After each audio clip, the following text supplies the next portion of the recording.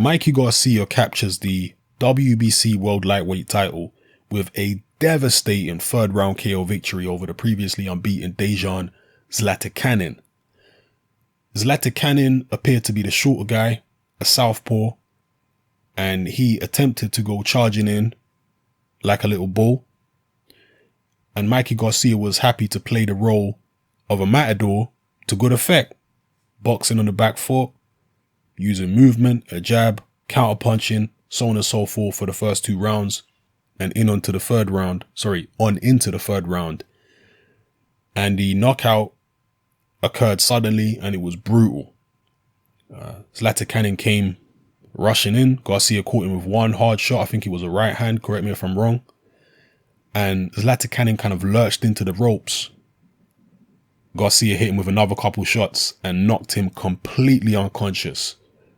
Zlaticanin crumpled to the canvas, his head banging off the floor. And obviously the medical team were in there straight away, tending to Zlaticanin because he was in a very, very bad way. Wicked, wicked knockout. Definitely going to be one of the knockouts of the year contenders. And as I say, Mikey Garcia is now WBC lightweight world champion. Now, if you look at the other champions in the lightweight division, I don't think they're particularly good in the grand scheme of things. I think the lightweight division, at least at championship level, is fairly thin in terms of talent at the moment. You got Jorge Linares, who, he's a decent fighter, but I don't really rate him that highly. He's all right. You've got Terry Flanagan, again, very unproven as a champion. Flanagan, I don't particularly think that highly of him. And you've also got Robert Easter Jr., who I haven't seen enough of him really to judge how I think he may do against Mikey Garcia.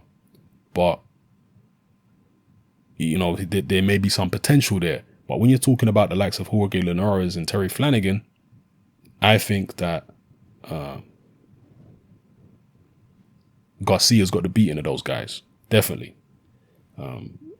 Linares does have skills. He does have fast hands. He has power himself, but he's chinny. He's been beaten 3 times before.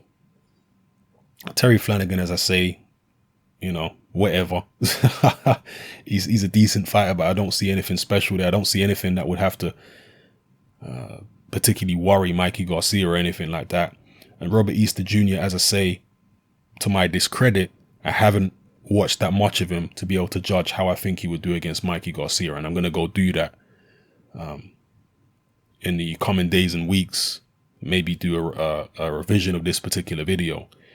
But as it stands right now, if Mikey Garcia can make 135 pounds relatively comfortably, then he might want to stay around at the weight division and try clean up maybe.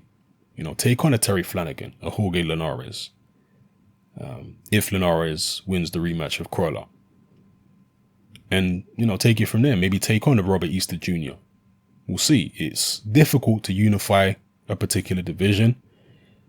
You don't necessarily have to do it by holding all the belts at the same time. You could go beat whoever for the belts and vacate whatever belts you need to vacate if there are issues. So, you can do it that way. If the champions are seen as the best guys in the division, you could just go beat all the champions, drop whatever belts are trying to push mandatories on you at any particular time.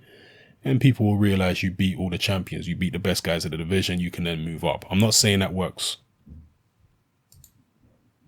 necessarily every time, because there are certain divisions where it's recognized that a particular individual who don't have a belt is the best in the division. For a while, it was Rigondeaux. There was a time when he didn't have a belt in the super bantamweight division, but people still universally recognized him as the best. So there are situations like that, but it's just food for thought anyway. Let me know what you think Mikey Garcia should do from here. Should he try and clean up at 135 or should he move up to 140? He looked very big in there next to Zlaticanin. Let's not beat around the bush. He looked very big. So perhaps he'll move up to 140, where there's the likes of Terence Crawford, so on and so forth. Some people have talked about the potential of Lomachenko fighting Mikey Garcia. Lomachenko's obviously the weight below. at super featherweight at the moment. Would he move up to fight Garcia? That's a dangerous fight for Lomachenko. You know, that's dangerous. If people want to see Lomachenko really tested, then maybe they'll, put more fan pressure on Lomachenko to actually make that situation happen. But whatever the case may be, let me know where you would like to see Mikey Garcia go from here. Let me know what you thought of his victory, his KO, potential KO of the year, so on and so forth. All right?